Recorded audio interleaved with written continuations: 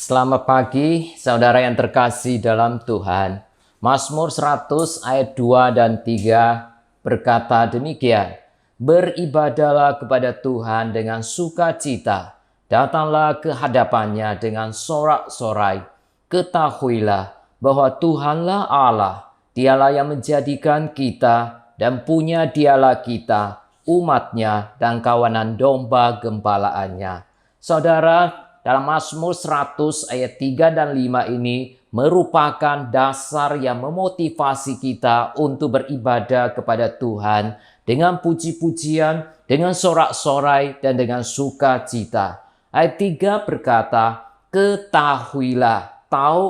Kata tahu ini menyatakan pengetahuan dan pengenalan akan Tuhan adalah dasar ibadah kita. Mengapa kita beribadah kepada Tuhan? Karena kita mengenal Allah yang kita sembah. Hal ini sangat penting karena melakukan sesuatu tanpa mengetahui, tanpa mengerti adalah hal yang tidak bijaksana.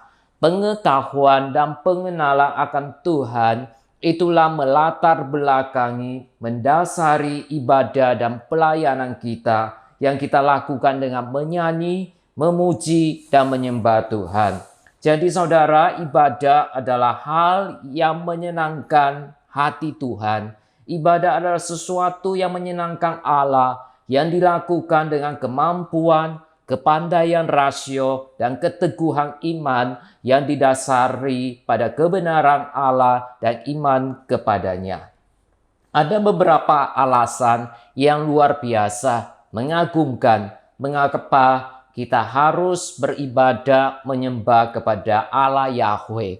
Yang pertama adalah dikatakan ketahuilah bahwa Tuhanlah Allah. Kita beribadah, kita melayani karena kita mengetahui secara mutlak, secara pasti siapa Allah itu yang kita sembah, yang kita layani. Katakan Tuhanlah Allah, berbicara tentang identitas Allah yang unik dan mutlak. Yahweh adalah nama perjanjian Allah dengan umat pilihannya secara khusus. Dialah satu-satunya Allah yang benar. Dan selain Allah, tidak ada oknum lain yang mengatur, yang mengontrol dunia ini.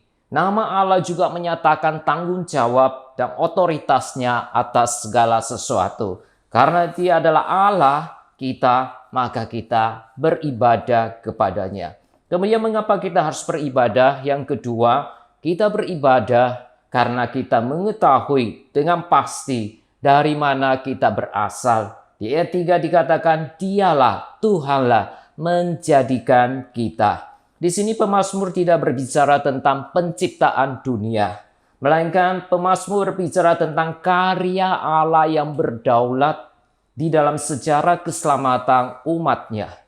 Di sini pemazmur menyatakan bahwa Allah lah yang memilih umat pilihannya.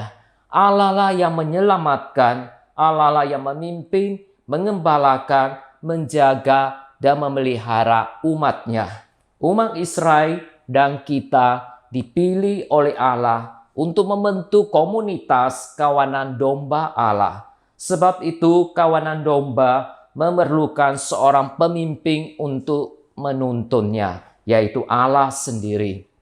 Sehingga dalam Mazmur 23 dikatakan Tuhanlah gembala kita yang akan terus memimpin kita. Sebab itu kita harus beribadah, hanya beribadah dan menyembah kepada Allah. Saudara, sebagai umat pilihan Tuhan, sebagai orang yang sudah diciptakan oleh Tuhan, sebagai manusia berdosa yang sudah diselamatkan oleh Tuhan, mari kita beribadah dan melayani Tuhan dengan setia. Amin. Mari kita berdoa.